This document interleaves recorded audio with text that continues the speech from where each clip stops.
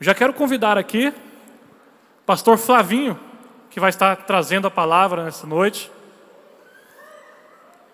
Graças a Deus, pela primeira vez aqui no Comep, né, se eu não me engano. Segunda vez então aqui no Comep. Graças a Deus, vai estar ministrando a palavra. Marcos? Pedro, faz oração para a gente. Passando a palavra para o pastor.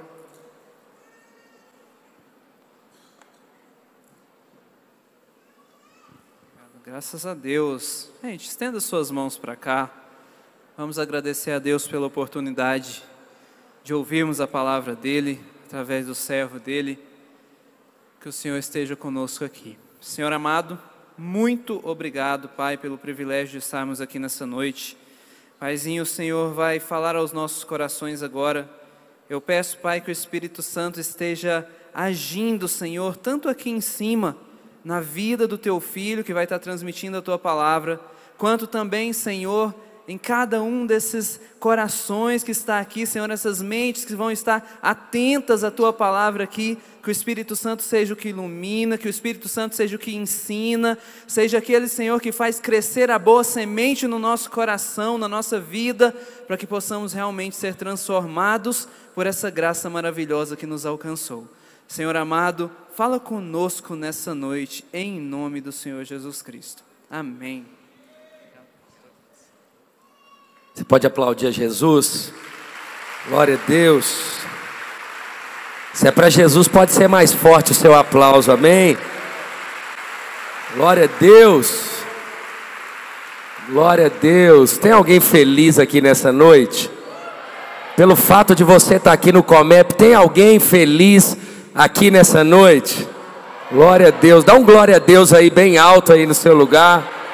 Aleluia. Vire para esse irmão que está do seu lado e diga para ele assim: você está muito bonito hoje, viu? Glória a Deus. Só não pode falar mentira, viu, irmãos? Que alegria estar com vocês aqui no Comep.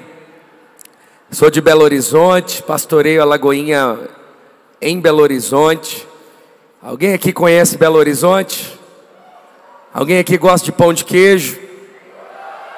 Frango com quiabo? Tutu de feijão? Deu fome, né, irmãos? Vire para esse irmão que está do seu lado e fala assim: eu vou pagar seu jantar hoje. Está selado, eu vou abençoar você hoje. Você pode escolher o que você quer comer, que eu vou abençoar você. Pode falar com ele. Amém? Está selado. Glória a Deus. Glória a Deus. Mas muito feliz mesmo em poder estar com os irmãos. Antes de começar aqui a palavra, eu trouxe 2 livros. Vai estar ali fora. Você que deseja ser abençoado. Um livro é um livro que eu escrevi. Eu sou apaixonado pela igreja local. E se você ama a sua igreja local e deseja ser uma bênção dentro da sua igreja, eu escrevi esse livro, Igreja Não Se Faz no Singular. Princípios fundamentais de uma igreja saudável. Está ali, vai abençoar muito. E esse livro também do meu pastor Márcio Valadão, 50 chaves para uma vida abundante. Vai estar ali. Isso aqui é um livro comemorativo dos 50 anos de ministério dele.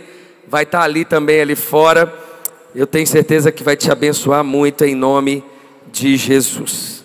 Amém? Glória a Deus. Você pode abrir a sua Bíblia comigo, por favor, em João capítulo 8, a partir do verso 1.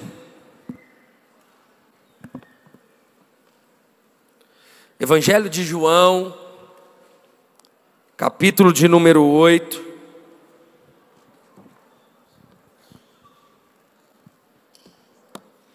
A partir do verso de número 1. Antes de dar leitura, quero muito agradecer os pastores, viu, pastor, pelo convite. Obrigado mesmo pela oportunidade de poder compartilhar do Evangelho. João, capítulo de número 8. Eu quero ler com você a partir do verso de número 2. A Bíblia diz assim: ao amanhecer, ele apareceu novamente no templo, onde todo o povo se reuniu ao seu redor, e ele se assentou para ensiná-los. Os mestres da lei e os fariseus trouxeram uma mulher surpreendida em adultério. Fizeram-na ficar em pé diante de todos e disseram a Jesus: Mestre, essa mulher foi surpreendida em um ato de adultério. Na lei, Moisés nos ordena apedrejar tais mulheres. E o Senhor, que diz? Eles estavam usando essa pergunta como armadilha, a fim de terem uma base para acusá-lo. Mas Jesus inclinou-se e começou a escrever no chão com o dedo. Visto que continuavam a interrogá-lo, ele se levantou e disse: Se algum de vocês estiver sem pecado, seja o primeiro a atirar pedra nela. Inclinou-se novamente e continuou escrevendo no chão. Os que o ouviram foram saindo um de cada vez, começando pelos mais velhos. Jesus ficou só, com a mulher em pé diante dele. Então Jesus pôs-se em pé e perguntou-lhe: Mulher, onde estão eles? Ninguém a condenou? Ninguém, Senhor, disse ela. Declarou Jesus: Eu também não a condeno. Agora vá e abandone sua vida de pecado. Curve a sua cabeça por um instante, vamos orar. Pai, nós não estamos aqui simplesmente por causa de um evento. Nós não estamos aqui porque somos evangélicos. Acima de tudo, nós estamos aqui porque amamos o Senhor e também a sua palavra. Por isso, nessa hora, fale ao nosso coração. Não há ninguém dentro desse auditório ou fora dele que não dependa totalmente do Senhor por intermédio da tua palavra. Fale ao nosso coração, que o teu Espírito Santo, Senhor, derrame sobre nós, fale com cada um de nós conforme cada necessidade. Nós oramos, Espírito Santo, colocamos essa palavra em tuas mãos. Conceda ao pregador graça e sabedoria, use com teu Espírito para que tudo nessa noite seja tão somente para a glória do Senhor.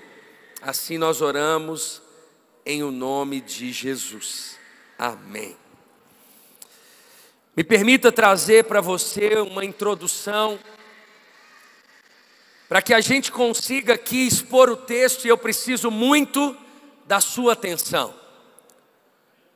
Nós acabamos de ler o Evangelho de João, conhecido como o discípulo amado.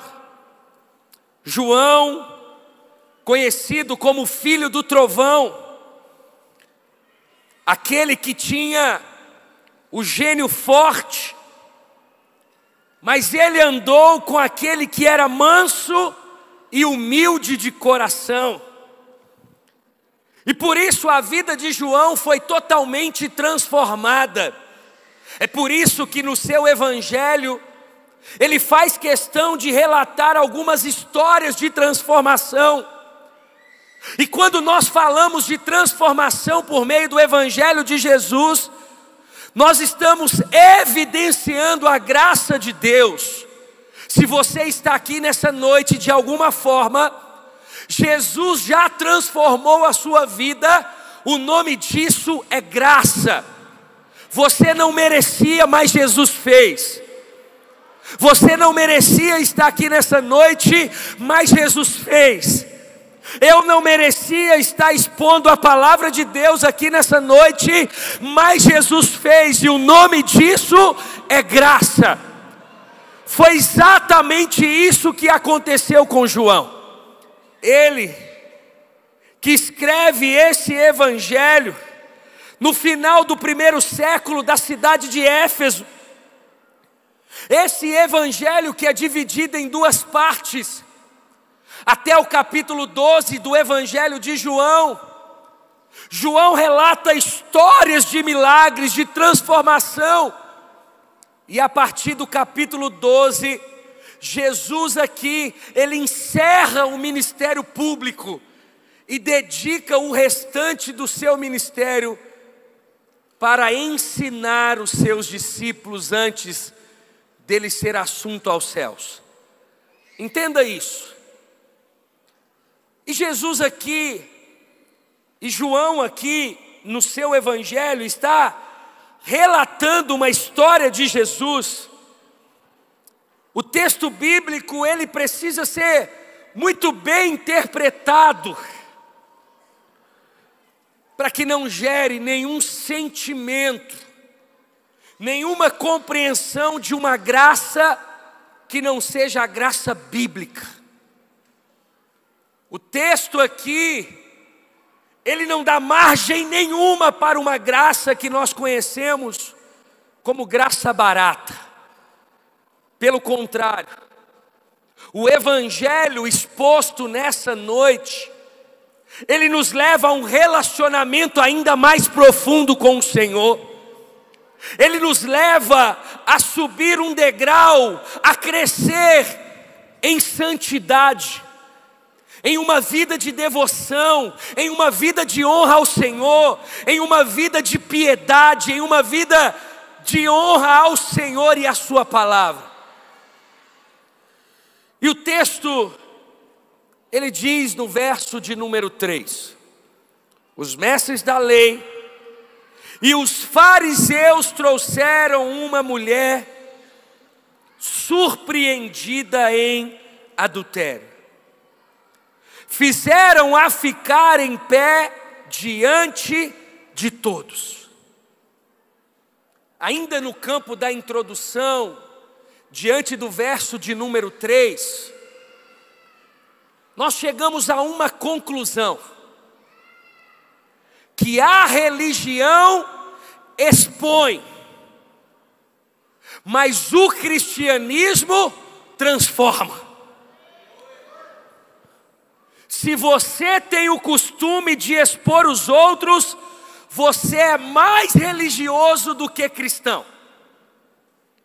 O texto bíblico vai dizer que os fariseus trouxeram aquela mulher e fez ela ficar de pé, expondo aquela mulher diante de todos. É isso que a religião faz. O cristianismo transforma. O texto, ele diz: os fariseus trouxeram uma mulher surpreendida em adultério e fizeram-a ficar em pé diante de todos. Segundo, verso 6. Eles estavam usando essa pergunta como armadilha. Segundo ponto, ainda na introdução do texto, o diabo, ele sempre tenta nos pegar com armadilhas. E é por isso que nós precisamos de sabedoria e de discernimento. Na temática que Deus está trazendo nesses dias aos nossos corações, é muito importante fazermos uma oração diante de Deus, e a oração é: Senhor, me conceda discernimento espiritual. para que eu saiba o que é certo e o que é errado, para que eu consiga vencer as tentações e não levar a minha vida espiritual diante de uma compreensão errada. O texto, ele traz um outro ponto, verso 7. Visto que continuavam a interrogá-lo, ele se levantou e disse: se algum de vocês estivesse em pecado, seja o primeiro a atirar pedra nela. Esse talvez foi um dos momentos mais desafiadores do ministério de Jesus. Tudo aqui estava em jogo. Uma palavra falha de Jesus geraria muitas consequências. Qualquer coisa que Jesus dissesse poderia comprometê-lo e comprometer a mulher. Jesus está em um momento da história delicado. Eles queriam prender ele. Segundo, ele não veio para abolir a lei, ele veio para cumpri-la. Eles armam contra Jesus. É o momento da história que eles estão tentando prender Jesus, ou seja, todo cuidado é pouco. Segundo, eles usam da lei. Jesus, ele não veio para abolir a lei, Jesus veio para cumpri-la. Terceiro, qualquer palavra errada da parte de Jesus, aquela mulher seria comprometida e seria apedrejada. E Jesus não usaria com ela a graça que usou com você. É o momento de Jesus que uma frase, Jesus desconstrói tudo, eles e a religião. Eles fazem uma pergunta, Jesus não responde o que eles querem. E Jesus faz com que todos saiam daquele lugar. Uma frase. E a frase é: se algum de vocês estivesse em pecado, seja o primeiro a atirar pedra nela. Entenda, nós não percebemos apenas que a religião, ela expõe como os fariseus tentaram fazer com aquela mulher, e nos traz a compreensão de sermos não religiosos, mas cristãos de verdade, piedosos, homens e mulheres de Deus. O texto, ele não traz apenas a consciência, a compreensão de armadilha por parte de Satanás, tentando expor, prender, calar aqueles que têm a mensagem do Evangelho. O texto aqui é contra Jesus em uma história.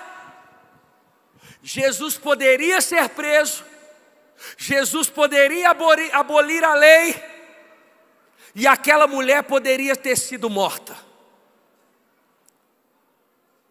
Mas o Deus que nós servimos, Ele é cheio de sabedoria.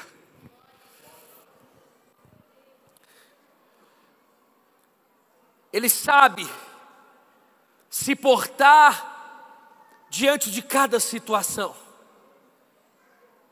Ele fala uma frase, e talvez aqui traz um ensino para mim e para você. Tem muita gente deixando de viver o que Deus tem,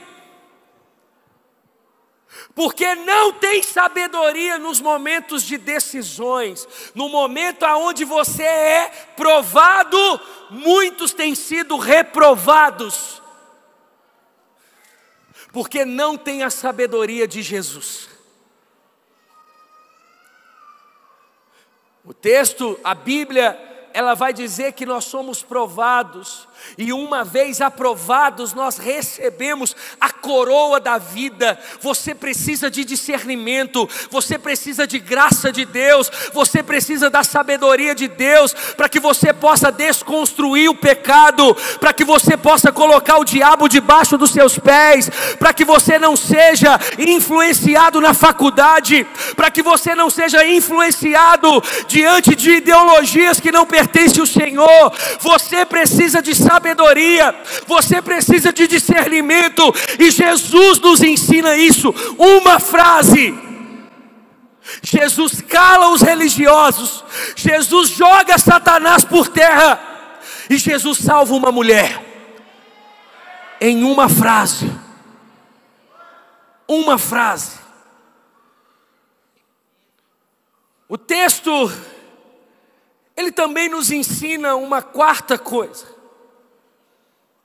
A Bíblia diz no verso 10: então Jesus pôs-se em pé e perguntou-lhe: mulher, onde estão eles? Ninguém a condenou?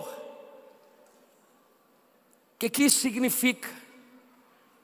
Que Jesus não se coloca como superior, mas traz dignidade sobre a mulher.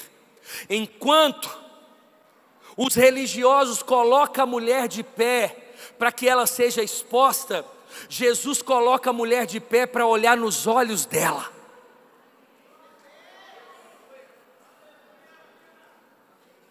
Sabe uma coisa que a graça de Deus proporciona no meu e no seu coração? Humildade. O texto está nos ensinando que o cristianismo não nos coloca numa posição de superioridade, mas ele nos propõe uma posição de serviço. Sabe o que a graça diz para mim e para você? Que já tivemos os nossos olhos abertos, já caímos do cavalo e já reconhecemos Jesus como Senhor e Salvador. Sabe o que a graça diz? Que se Jesus fez com você, Ele pode fazer com qualquer pessoa. Você não é melhor do que o seu tio viciado, você não é melhor do que o seu tio alcoólatra, você não é melhor do que o seu amigo que não conhece a Jesus. O Evangelho não te coloca como superior, o Evangelho te faz servir e pregar o Evangelho para que os olhos deles também sejam abertos. É isso que o cristianismo propõe. O texto vai dizer que Jesus coloca ela de pé e olha nos olhos. A graça de Deus, a compreensão da graça, ela é contra a humilhação e a favor do abraço ao pecador e não ao pecado. O texto nos ensina através da vida de Jesus que Jesus é aquele que traz dignidade. Eu e você estávamos no lamaçal, estávamos condenados por causa do nosso pecado. Jesus nos resgatou desse lugar, não por merecimento, mas por graça de Deus. Ele sabia que em 2023 você estaria no Comep 58. Por graça de Deus, Ele resgatou você desse lugar. É porque Ele tem propósito na tua vida, é porque Ele quer fazer em você e através de você. É por graça de Deus. Ele trouxe dignidade na sua vida. É o que Cristo faz. E o texto, ele também nos mostra Jesus dizendo: eu também não a condeno. Verso 11: agora vá e abandone sua vida de pecado. O texto nos ensina que Jesus não a condena, mas também não passa pano no pecado.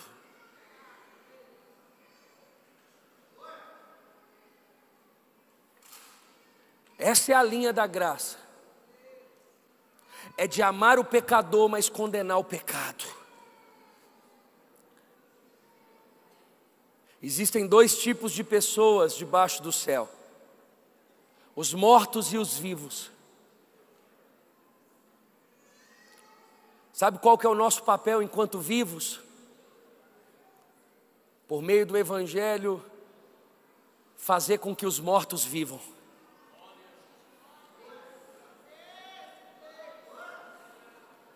O nome disso é graça.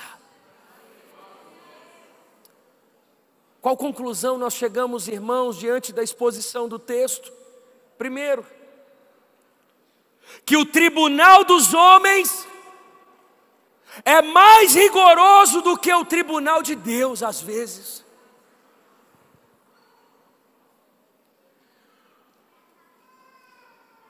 O texto, ele relata a pessoa de Jesus e os religiosos,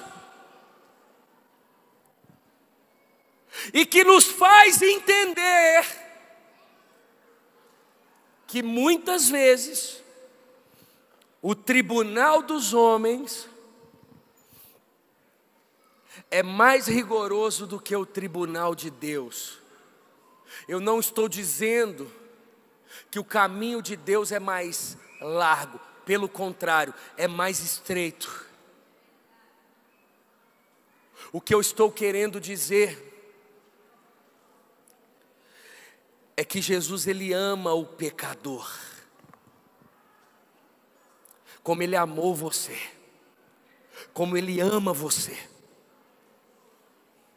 O texto vai dizer que Jesus estava ali escrevendo no chão.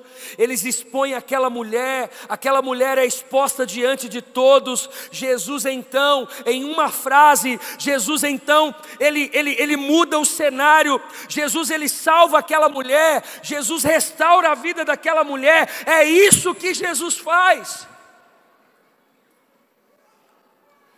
Segundo, só aquele que está livre do pecado, que tem o direito de exercer juízo sobre a falta dos outros. Isso é graça. Só Jesus pode condenar alguém. Só Jesus pode trazer juízo. Eu e você, como profetas do Senhor, por meio da igreja local, por meio da igreja do Senhor, nós podemos denunciar o pecado, nós podemos tratar o pecado, nós podemos disciplinar o pecado, mas só Jesus pode trazer juízo. Só Jesus pode trazer juízo. É por isso que Ele é perfeito, não teve pecado. Jesus, Ele não teve pecado.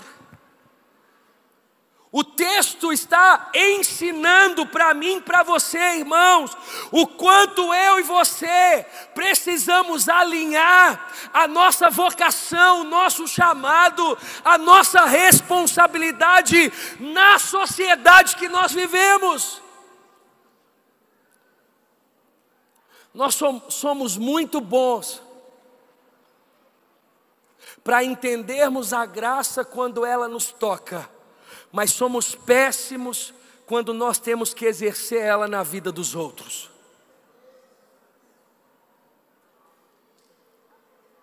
O que o Senhor nos chama a atenção nessa noite é para que alinhemos a nossa motivação no Senhor. É para que você tenha uma vida de entrega, uma vida comprometida com o Evangelho, por entender que você não merecia, e ainda assim Jesus te levantou, ainda assim Jesus te escolheu no ventre da sua mãe, ainda assim Jesus fez, ainda assim Jesus te resgatou, ainda assim Jesus te comissionou. Essa é a primeira compreensão, e a partir dessa compreensão, você se colocar nesse papel de responsabilidade, fazendo parte da missão de Deus, para que o próprio Deus exerça graça na vida dos outros. Quantas pessoas você levou para Jesus no ano passado? Quantas pessoas você abraçou com o Evangelho esse ano? Quantas pessoas? Eu me lembro, no ano de 2004, eu fui fazer o meu primeiro curso superior. Eu entrei na universidade no meu primeiro mês, sexta-feira, 10:30 da noite, quando encerrava a faculdade. Eu tinha um grupo de ensino dentro da faculdade para ensinar o Evangelho. Aquele grupo multiplicou várias vezes. Em 4 anos. Assumindo o papel, exercendo a graça, abraçando as pessoas, pregando o Evangelho, condenando o pecado, mas abraçando o pecador. Por quê, irmãos? Porque eu entendi a graça de Deus sobre a minha vida. Se Jesus entregou toda a sua vida por mim, eu não tenho outra coisa senão entregar toda a minha vida para Ele. Até o último fôlego dos nossos dias, nós entregaremos tudo a Jesus, nós pregaremos o Evangelho, nós abraçaremos as pessoas, nós amaremos os pecadores e condenaremos o pecado.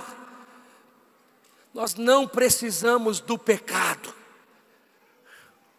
Tem gente que diz que o pecado é bom. Eu não sei se algo que é bom destrói família, destrói casamentos, destrói a sua história. Não, o pecado não é bom.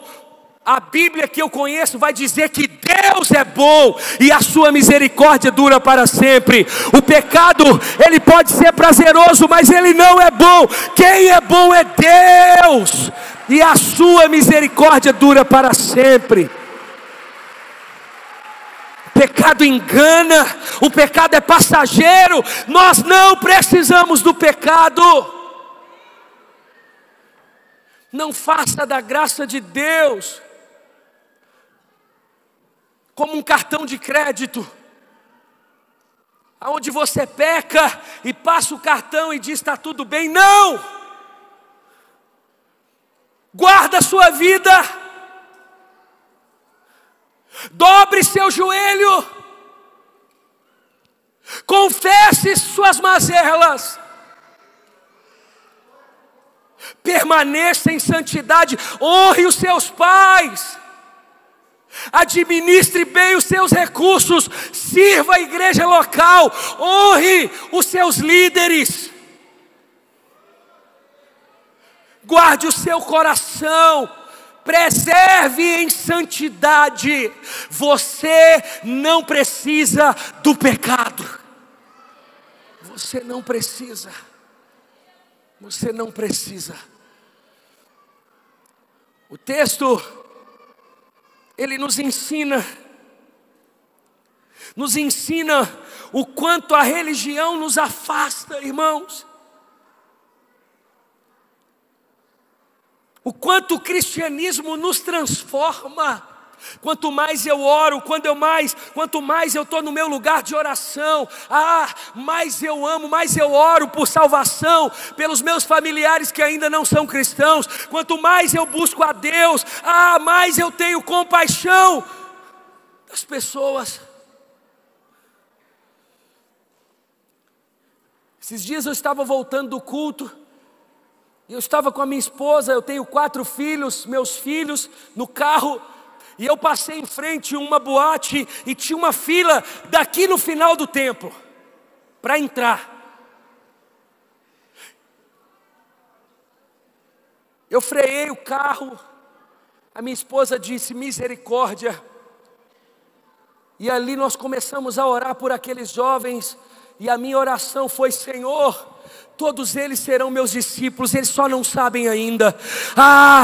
Eu quero ver eles bem, eu quero ver eles no Senhor. Eu oro por eles, eu oro que hoje dentro daquela boate o Espírito toque eles, convence eles da justiça, do pecado e do juízo. Senhor, essa misericórdia que a gente tem que ter. Quanto mais no Senhor você estiver, mais misericórdia você tem. É por isso que Jesus, Ele tinha mais misericórdia do que os religiosos. Enquanto os religiosos queriam apedrejar, Jesus queria salvar. É isso que Jesus fez com o gadareno em Marcos capítulo 5. É isso que Jesus fez com a mulher samaritana no poço de Jacó.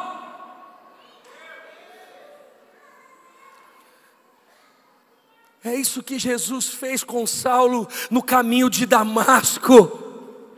É isso que Jesus fez com Cornélio na casa dele. É isso que Jesus fez com você. É isso que Jesus fez comigo. Ou seja, se Jesus fez, quem somos nós para apontar o dedo e condenar? Como cristãos, a gente só tem uma responsabilidade: de pregar o evangelho da salvação em santidade, com autoridade. Antes de Jesus ser assunto aos céus, Ele disse: eu vos dou autoridade. Ele te deu autoridade, Ele te deu autoridade para pregar o evangelho. Ele prometeu a companhia dEle, Ele disse: eu estarei com vocês todos os dias, até a consumação dos séculos. Eu e você temos a faca e o queijo na mão, para pregar o evangelho, para levar o pecador ao arrependimento, por meio do Espírito Santo que habita em nós. Você precisa sair daqui nesses dias incendiado para pregar o evangelho da graça genuína do Senhor. Não é a graça que pode tudo, é a graça que te prende no Senhor, é a graça que te faz mergulhar em Cristo, é a graça que faz você debruçar no Espírito Santo, é a graça que te faz ir nas vigílias, é a graça que te faz amar a igreja, é a graça que faz você pregar o evangelho. É essa graça que Jesus nos ensina, essa graça que olha nos olhos. Você vai olhar nos olhos daqueles da sua família que ainda não conheceu a Jesus, e vai olhar nos olhos deles. Um dia, um jovem chegou para mim lá na igreja e disse: pastor, é só para te falar que sábado que vem é o casamento de um primo meu, mas eu não vou. Ele não é crente, então é um casamento não cristão. Vai ter festa, e eu disse para ele que eu não vou, e pode contar comigo. Sábado eu estarei aqui no culto de jovem. E eu disse para ele: eu te proíbo de estar aqui sábado no culto de jovem. Você vai no casamento do seu primo, você vai sentar na mesa dos mais pecadores e vai contar para todo mundo o que Jesus fez na sua vida.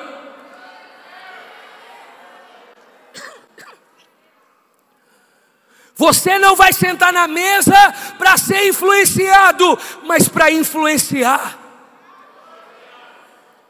Quando o gadareno ele foi transformado, ele disse para Jesus: Jesus, eu quero ir com você. Jesus disse: não.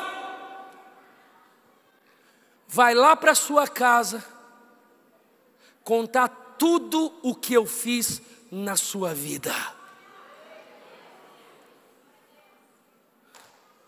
O que você não pode é sentar em mesa de escarnecedores.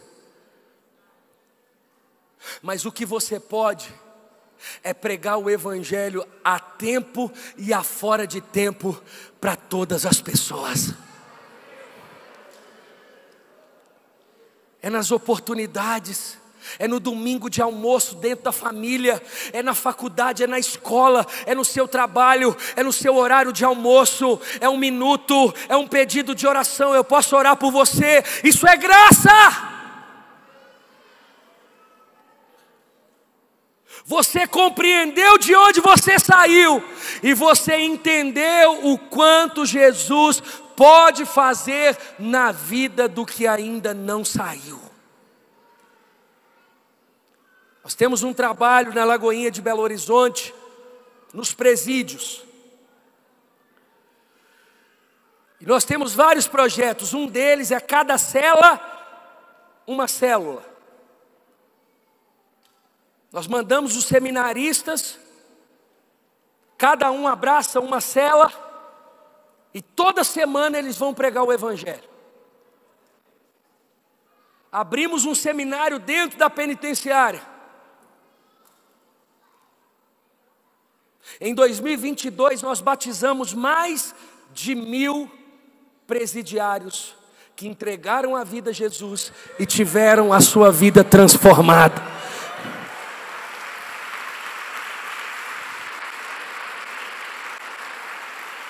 O nome disso é graça. Se Jesus fez comigo, Ele não pode fazer com o outro.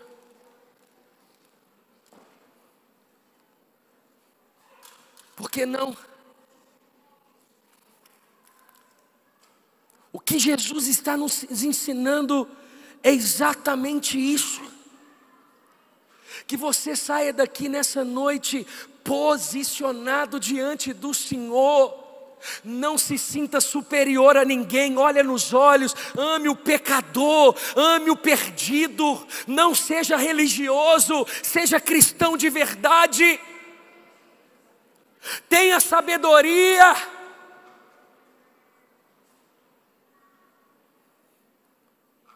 Tenha sabedoria. Tem muita gente dentro das nossas famílias que não estão indo para o Senhor por nossa falta de sabedoria. No momento de você falar a coisa certa, você fala a coisa errada. No momento de você dar testemunho, você não dá testemunho. No momento de você ser um exemplo de honra aos seus pais, no momento de você ser um exemplo na administração dos recursos, no momento de você ser um exemplo no cumprimento como cidadão em uma sociedade, no momento de ser comprometido, no momento de falar a coisa certa, na hora certa. Um dia eu fiz uma visita para um jovem que era uma bênção na vida da igreja. Estava na casa dele, a mãe dele serviu à mesa um bom pão de queijo para um bom mineiro. E o filho disse assim: mãe, eu só vou tomar um banho que eu vou para a igreja.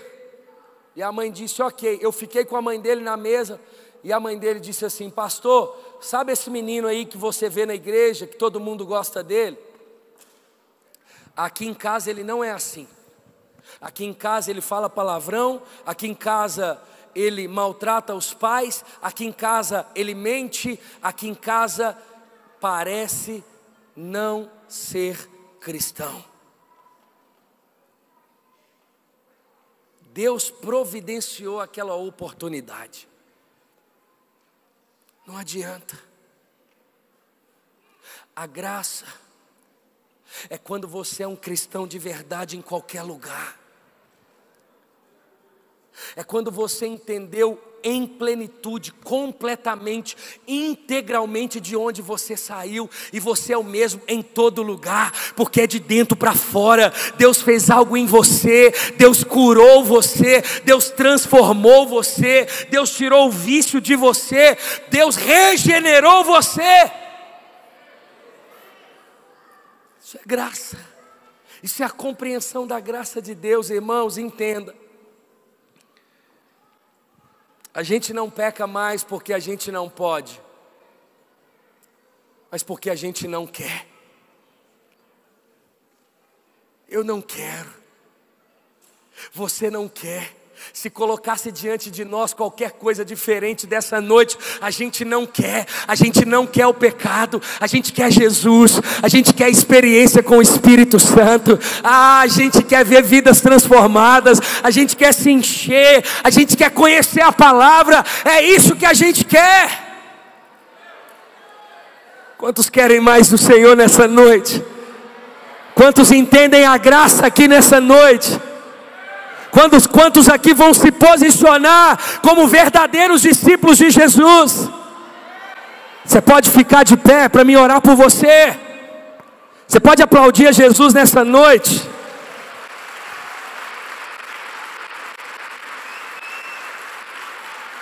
Aleluia!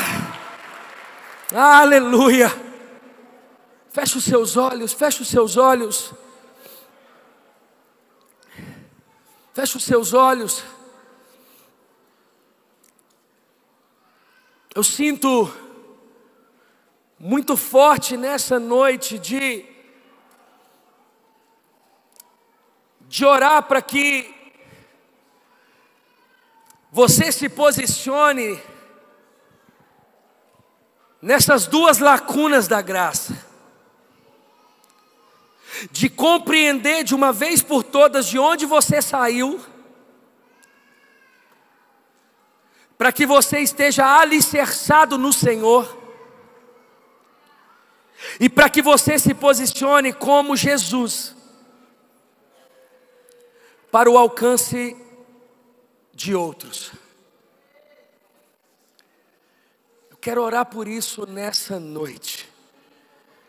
Feche os seus olhos, levante as suas mãos. Pai, nós estamos aqui no Comep. O Senhor marcou um encontro com a gente. E de nada adianta participarmos de mais um evento se não for para o Senhor fazer algo em nós e na sociedade. Eu oro, Senhor, para que o Senhor levante jovens aqui nessa noite, homens e mulheres, posicionados no Senhor, que sabem de onde saíram e para onde vão.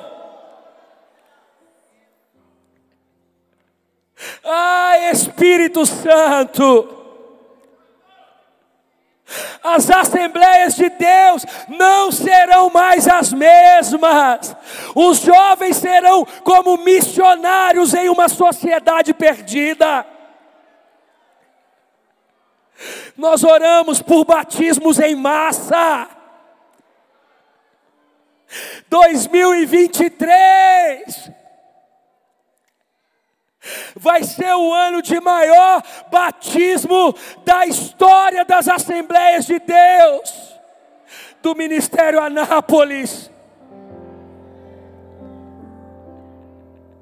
Não é, Senhor, porque somos bons, não. Não é na força do nosso braço, mas é no poder do Espírito Santo. Eu oro, Espírito Santo, para que o Senhor faça em nós nessa noite um batismo de compaixão, de misericórdia. Espírito Santo,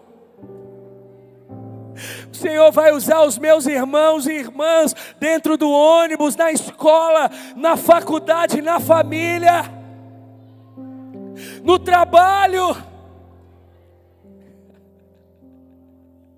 porque eles estão enraizados no Senhor.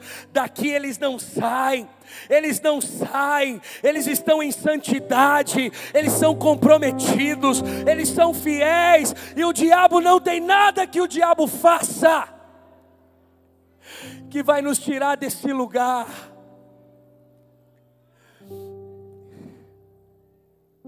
Usa-nos, Senhor, nesse tempo. Usa-nos nesse tempo, Senhor. Mas usa-nos com sabedoria. Não é sobre, Senhor, fazer de qualquer jeito. É sobre fazer a Tua vontade. Não é sobre o nosso discurso.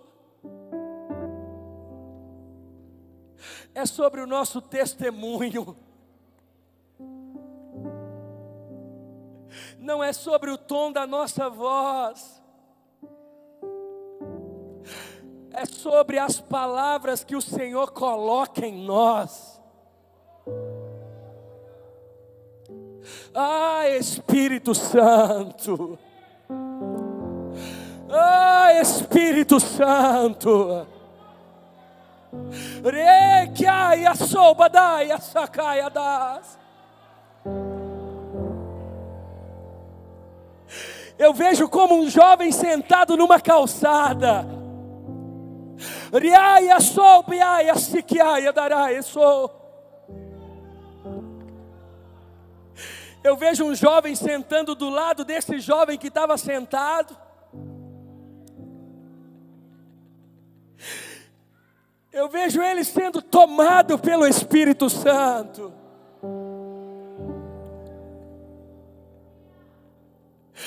Eu vejo aquele jovem acompanhando o outro jovem até a sua casa.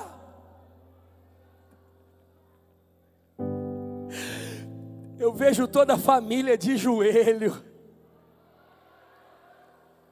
Eu vejo a família se batizando.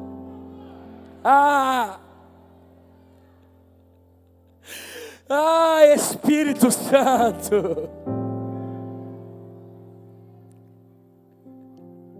É graça, é graça, é graça.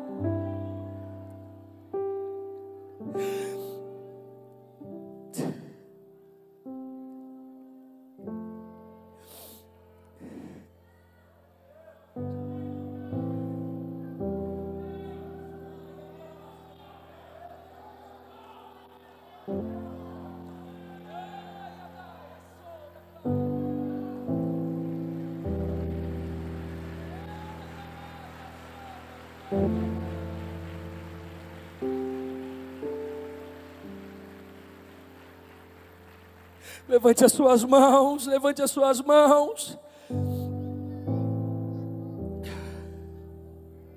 Toma os teus filhos e filhas nessa noite, Senhor. Que o Senhor possa sacudir a vida de cada um, Senhor.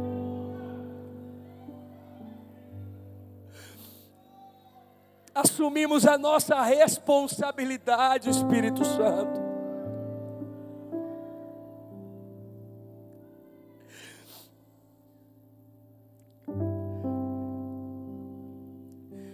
Coloca um amor pelos perdidos, Senhor, como nunca antes, como nunca antes, como nunca antes. Senhor, nós não queremos brigar com quem está morto só fede. Nós queremos trazer vida para eles. Nós queremos, Pai, que eles cheirem bem. Nós queremos que eles troquem as vestes.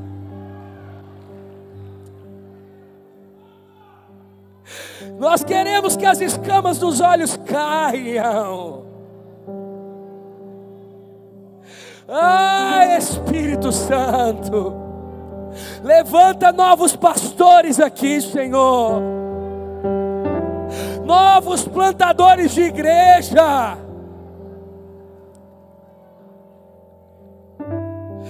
Que entenderam o ministério da graça. De amar o Senhor acima de tudo. E servir os outros.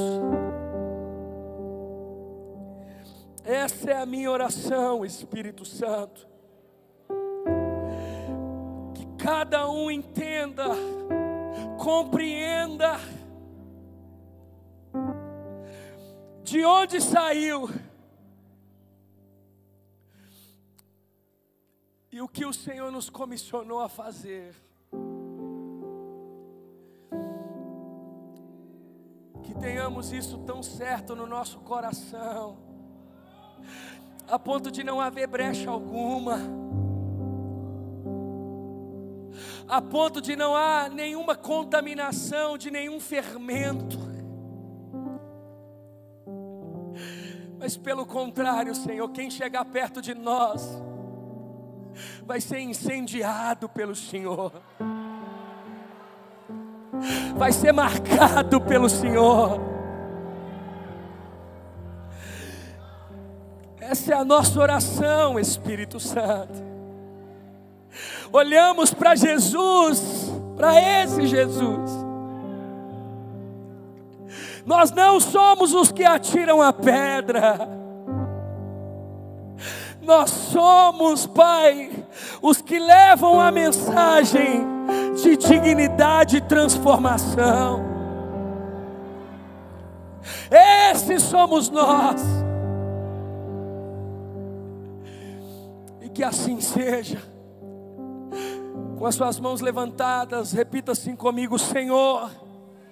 Diga mais forte: Senhor, nessa noite eu me posiciono como um discípulo fiel, enraizado na Tua palavra. Diga: eu me coloco à Tua disposição em condenar o pecado, mas amar o pecador. Nós cremos que milhares de pessoas descerão as águas, e eu quero ser um instrumento em Tuas mãos. Assim eu oro, em o nome de Jesus. Você pode aplaudir Jesus nessa noite. Aleluia! Aleluia! Glória a Deus!